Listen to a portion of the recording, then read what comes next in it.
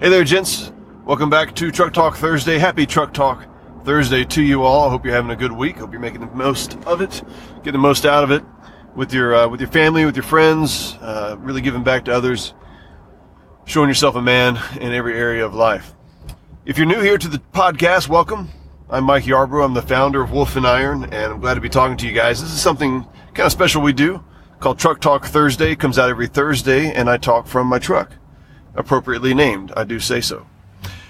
And basically I just talk to you guys about whatever's on my mind. There's no fluffy intro, there's no big editing mixed down. You guys get to hear it just as it was recorded.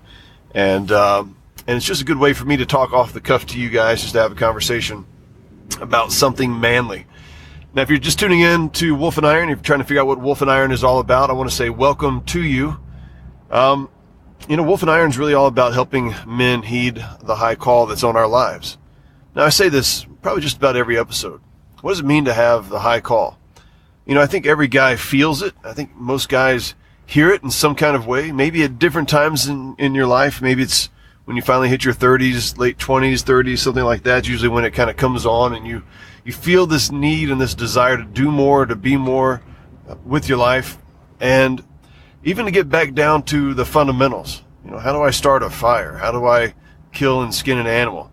How do I manage my money? How do I, get right with my relationships? How do I really get serious about living a life as I feel like I ought to be living, rather than the status quo that's out there, which is really not much of an expectation for men or for women at all. And so the Wolf and Iron podcast is here to help you out. And so I share some thoughts and some insights, not because I got all the answers, but just I have some unique ways of thinking about things, I've been told. As I learn things along the way, I share those with you guys. And so I might be a step ahead of where you are in some areas of life. But no doubt there's a lot of things I can learn from you guys as well. So anyhow, let's get started. Today we're going to be talking about social media burnout. And this is a common thing that I see amongst my friends, male and female. You guys have probably either done this yourself or you've experienced this. Maybe some of you are on a social media sabbatical, hiatus, whatever you want to call it, right now. And here's what typically happens. Somebody's on Facebook, they're on Instagram, Twitter, whatever the case is, and they're checking all their accounts, and they're checking it multiple times a day, and they find themselves just in the suck of time, and they go to the bathroom, they sit down on the john, and it's 45 minutes later, and they're like, what have I done? Like, all I had to do was, take a dump, and I'm, sat here and just scrolled through my Instagram feed forever. And at some point, we kind of look at ourselves and we go, what am I doing? I'm wasting my time here. This social media thing has got to go. And so what happens? We say, well, we're going to get off social media. We're done with it. We're finished with it. And we suspend our accounts. We delete our accounts. We tell everybody it's been a fun ride, but we're out of here. And we're like, okay, well, good luck there. And then 6 weeks later, they show up again, right? They're back on social media, and they just couldn't. It's not because it's an addiction. It's because you want to stay in the know with what everybody else is doing. Social media is actually useful. And there's a part of your brain that goes, okay, this stuff is actually good. This is useful information here. I want to know things like when a new podcast episode drops. I want to connect with people that I really care about. And then I've seen people just go through this cycle over and over again. I just think, what are you doing? Why are you turning off Facebook and Instagram and Twitter and all these other things if you know you're going to be back in a month? It doesn't make sense. Now, if you know that you're just taking a little bit of a hiatus for a period of time, that's different, right? Just kind of clear your mind, a reset. I get that. I get that. But like many things in life, your social media usage is something that you ought to be proactive about and ought to have a determined outcome of why you're doing it.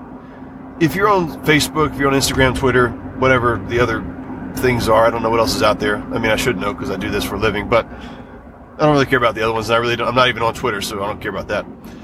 But if you're doing whatever social media stuff and you're just on there and you're just friending people at kind of random, and you're just following all kinds of sites, and you don't really have a determined outcome. There's no purpose for it other than just to have things to look at when you're bored. Then you're really wasting a tremendous opportunity. They say that you are determined by the the best of your closest 5 friends, right? Who you are is going to be reflected by your closest 5 friends. Well, on social media, you get more than 5 friends. You get hundreds of friends. And you have a responsibility to yourself to determine how you're going to utilize social media to either elevate yourself, elevate your life, or just have more distractions, as if you needed more distractions. So here's my recommendation, and this is what I do. Because I use social media often, I probably am on social media more than any of you guys, but I do it for the sake of businesses. Now I have 3 different Instagram accounts, 3 different Facebook accounts, Facebook pages, Facebook groups, all these different things, because I have 3 different businesses. I've got Wolf and Iron, which is what you're listening to now. I've got Rustic in Maine, which is our ring making business.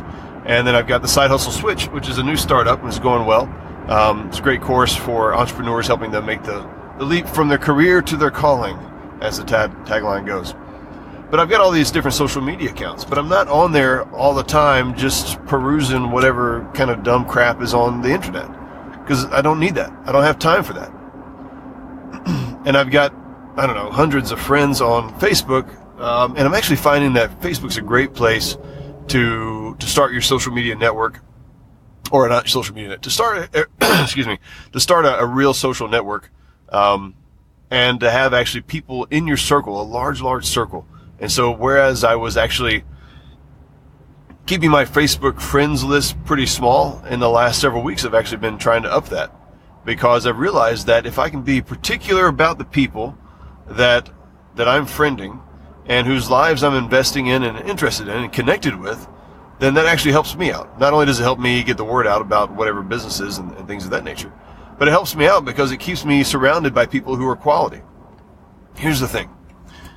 Your grandma, your grandpa, your aunts and uncles, your cousins, your sister, they're probably not getting it done, right?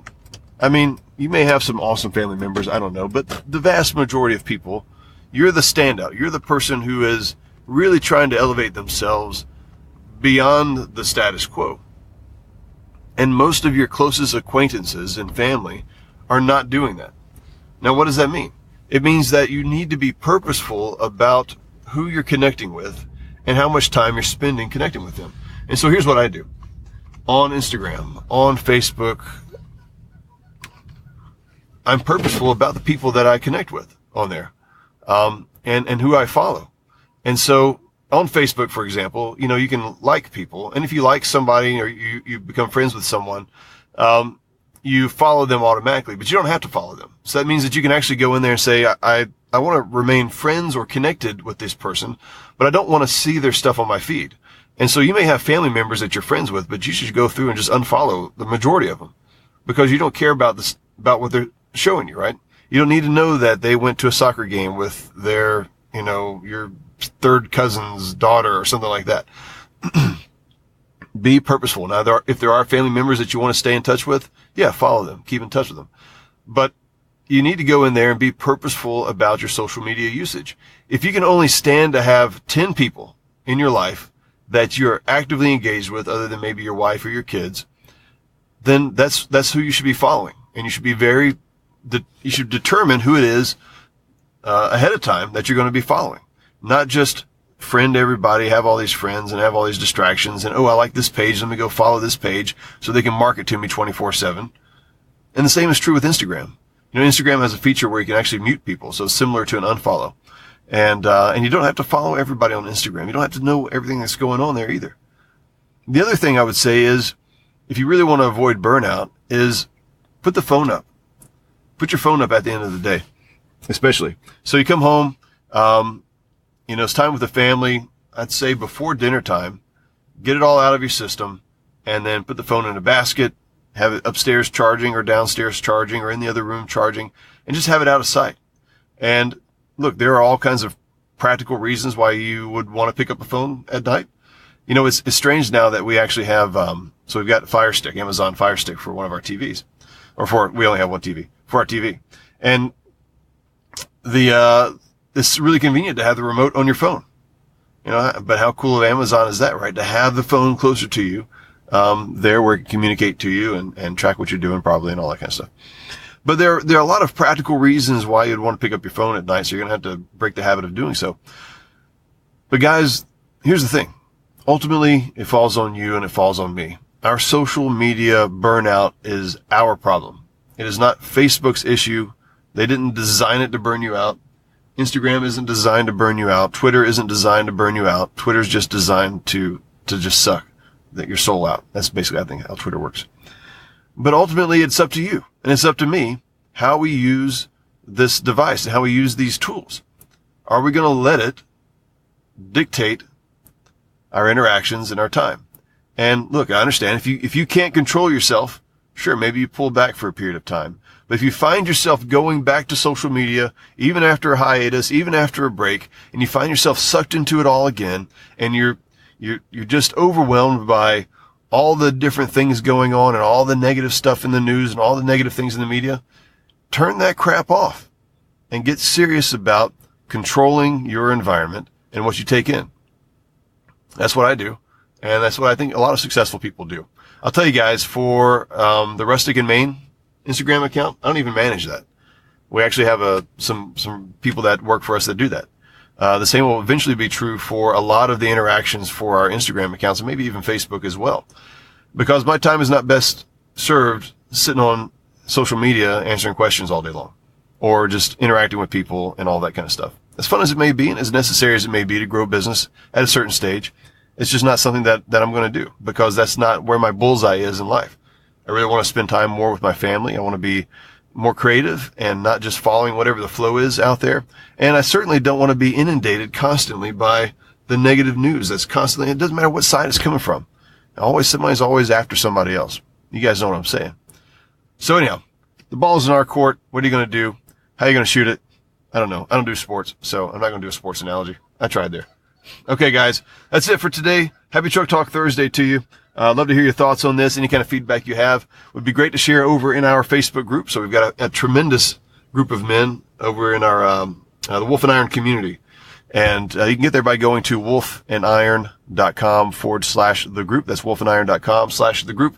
Listen, I know you're probably listening to the podcast while you're driving or you're doing a workout or something like that, and you're not in front of a computer. Don't wreck the vehicle trying to get over into the group. Just remember when you get to work or later today, check it out. wolfandiron.com/the group. That's all I got, guys. Talk to you later.